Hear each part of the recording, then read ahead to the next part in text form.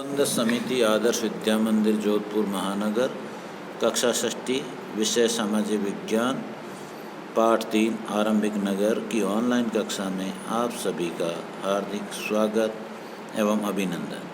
हमने पिछले वीडियोज में इसके आरंभिक नगर पाठ से कई बिंदुओं को स्पर्श किया, जिसमें प्रमुख आरंभिक नगर, हड़प्पा की लंबी कहानी और नगर नियोजन, इसके साथ नगरों की विशेषताएं पढ़ी, भवन सजावट, नालियों सड़कों का निर्माण, नगरीय जीवन, धातु, नए शिल्पकार, पुरातत्वविद, मोहरें और विशेषज्ञ।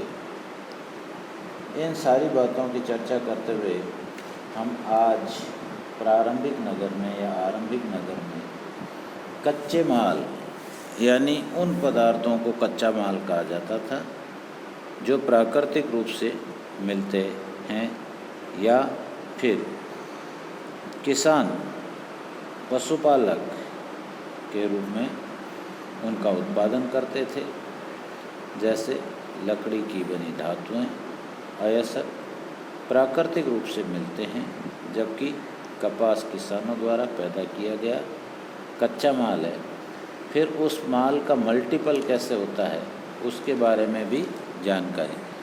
तो उस हड़प्पा कालीन संस्कृति में इस कच्चे माल का मल्टीपल कुछ इस प्रकार से किया जाता था कि लकड़ियों के द्वारा औजारों के रूप में या बेजों के रूप में उनको विकसित किया जाता था, और उस किसान उस कपास को वो पैदा करने के बाद उससे धागा बनाता था, वस्त्र बनाता था, और इस प्रकार से कच्चे माल को पक्के माल में भी बदल देता था।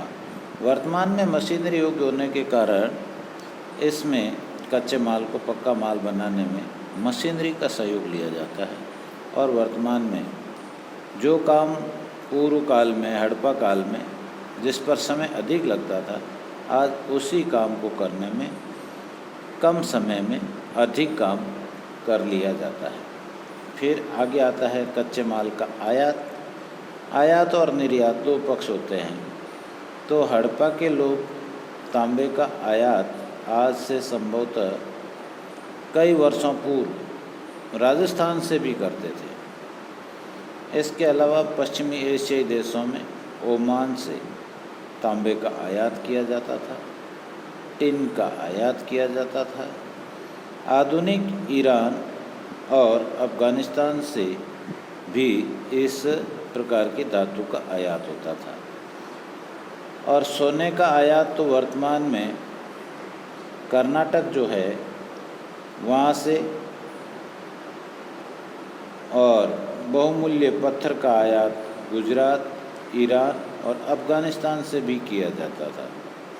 तो ये जो धातुएं थी इनका आयात और निर्यात तो भारत में यानी मोहनजोदड़ो और हड़प्पा की संस्कृति में हड़प्पाकालीन स्थान से निर्यात करने के लिए उसको पहले कच्चे माल को पक्के माल में बदल दिया जाता था, और उसके बाद में उस चीज़ को बाहर भेज दिया जाता था।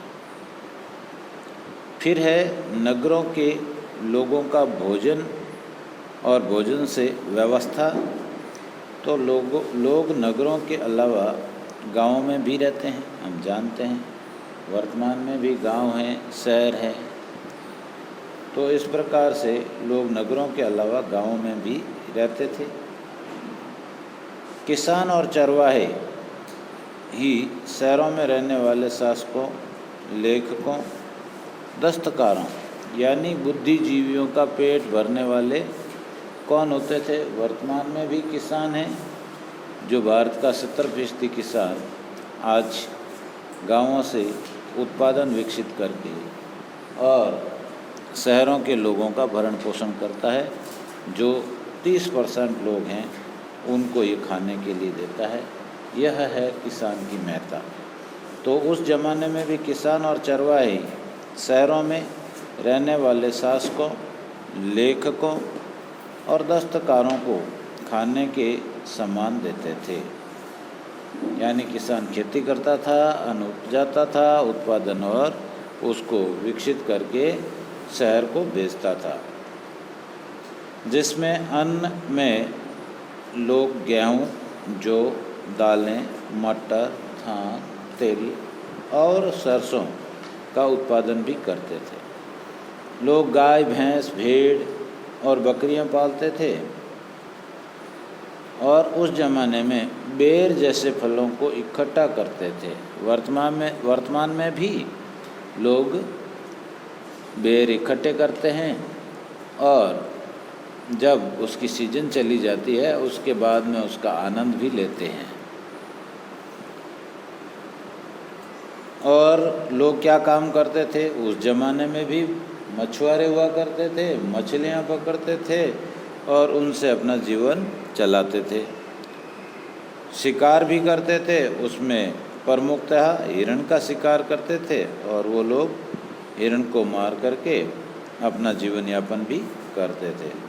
तो इस प्रकार से आरंभिक नगर में कच्चे माल का आयात और नगरों के लोगों की भोजन व्यवस्था, इन सारे बिंदुओं को हमने बिंदुवार स्पर्श किया है और पिछले वीडियोज़ में भी हमने इन्हीं के संबंध में बहुत सारी चीज़ों का अध्ययन किया है और नेक्स्ट भी हम इसी पाठ से संबंधित हम बहुत सारी चीज़ों का अध्ययन करेंगे। और इसके कुछ प्रश्न दिए हुए हैं।